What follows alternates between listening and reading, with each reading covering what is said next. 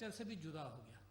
جس خوبصورتی کے ساتھ میرے دوست اشعار یاد رکھتے ہیں اور موقع محل سے کہہ سکتے ہیں، وہ میں بالکل ٹوٹلی ڈپرائیوڈ محسوس کرتا ہوں اپنے آپ کو اس چیز سے. تو لہٰذا یہ میرا اپنا ذاتی غم ہے. پھر میری والدہ کو اس کمزوری کا احساس ہوا، تو جب میں امریکہ پڑھنے گیا، جب میں میشیگن میں تھا، تو اس زمانے میں خط و کتابت ہوتی تھی جو آپ لوگوں نے شاید اب چھوڑ دی ہوگی بالکل ہی.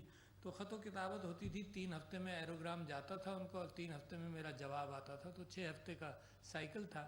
اور وہ مجھ سے کہتی تھی کہ تم اردو میں لکھا کرو. شی نیو انگلش، تم اردو میں لکھا کرو تاکہ تمہارا املا بھی سیدھا کیا جائے، صحیح کیا جائے. تو میں کوشش کرتا تھا، اور یہ میری تربیت کا ایک حصہ تھا جس میں زبان سے تعلق میرا ہر انداز سے رہا. پھر میں 7-8 سال ہوئے تھے ڈینٹسٹ بنے ہوئے، تو میری والدہ نے کہا کہ تم اپنی کلینک سے چھٹی کرو اور 6 مہینے کا عربی کا کورس کرو، کیونکہ یہ ہو نہیں سکتا کہ تم قرآن پڑھو اور تمہیں معنی سمجھ میں نہ آئے. تو وہ 6 مہینے میں نے وہاں بھی لگائے.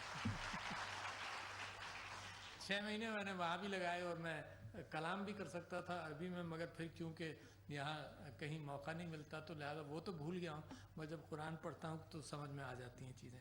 کیا چیزیں اہم ہیں؟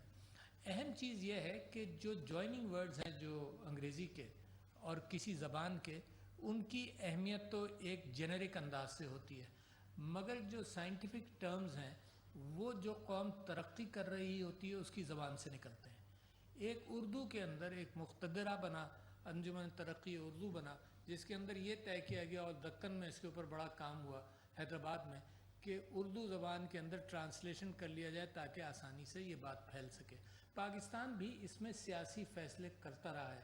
خود ہماری سمجھ میں نہیں آتا کہ کیا کریں، کہاں تک انگلش لائیں، کہاں تک اردو لائیں، اور پھر اس کے بعد کہاں سے انگلش شروع کریں. تو کچھ اداروں نے یہ طے کیا کہ 7ویں یا 8ویں سے انگلش سمجھنا اور سیکھنا شروع کرو، کیونکہ انگلش جو ہے وہ کیونکہ مغربی دنیا نے ترقی کی، تو جتنے ٹرمز ہیں وہ انگلش میں ہیں. قرآن کی ایک چھوٹا سا فقرہ میں آپ سے کہوں، اگر مجھے صحیح یاد ہے معذرت کے ساتھ، کہ اللہ تعالیٰ نے کہا علامہ آدم اسماء کلھا، کہ انسان کو ہم نے نام بتا دیے ہیں چیزوں کے. تو جو لنکنگ ورڈز ہوتے ہیں جو آپ کو ایکسپریس کرنے میں آسانی پیدا کرتے ہیں، اس سے کہیں زیادہ ویلیوبل وہ ٹرمز ہیں جو ایک ترقی یافتہ قوم ریسرچ کے ساتھ روزانہ نکالتی ہے.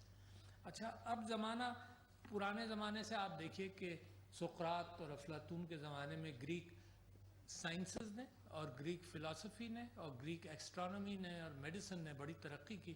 تو جب مسلمانوں کے پاس یہ بیڑا آیا تو انہوں نے یونانی ہر چیز کو کریڈٹ دے کر اس کا ٹرانسلیشن بھی کیا. یعنی طب بھی اگر وہاں سے حاصل کی گئی تو انہوں نے یہ نہیں کہا کہ یہ اسلامک طب ہے، انہوں نے کہا یہ یونانی طب ہے.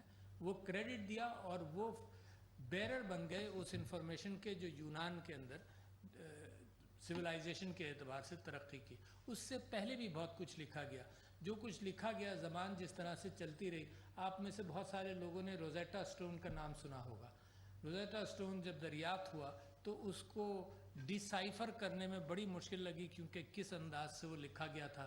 پھر یہ جب پتہ چل گیا کہ 3 زبانوں میں ایک ہی میسج ہے تو ڈیسیفرنگ آسان ہو گئی، مگر انسان نے کافی عرصہ 50-60 سال اس کی ڈیسیفرنگ میں ڈالے. تو زبان یونانی سویلائزیشن سے پھر عربی کے اندر گئی. جو سویلائزیشن جو چائنا کے اندر جو ہو رہا تھا وہ ایک الگ حصہ ہے. پھر وہ عربوں سے پھر وہ انگلش کے اندر اور لیٹن کے اندر گئی. کچھ زبانیں جو ہیں نا وہ وقت کے ساتھ ساتھ استعمال نہیں ہوتی. اس میں لیٹن ایک مثال کے طور پر چرچ کی زبان ہے نا، اتنی فریکوینٹ ڈسکشن اور گفتگو کے اندر نہیں آتی. بہت ساری زبانوں کے ساتھ لوگوں کو پیشن ہے. اگر آپ حمزہ جائیں اور پاکستان میں مختلف ایریاز میں جائیں تو ایسی زبانیں ہیں جن کا لوگوں کو خطرہ ہے کہ یہ ختم ہو جائیں گی، لہذا بڑے شوق سے اس کی گفتگو جاری رکھتے ہیں. تو یہ بھی انسان کا ایک ذخیرہ ہے اس کے علم کا اور اس کی جستجو کا، کہ کوئی چیز ختم نہ ہونے دی جائے، کیونکہ اس کے اندر اس جگہ کا علم ہوگا جو سینہ بسینہ بھی چلتا رہا ہے. یعنی آپ یہ دیکھیے کہ ہسٹری کے اندر اگر کوئی کل پرسوں کہیں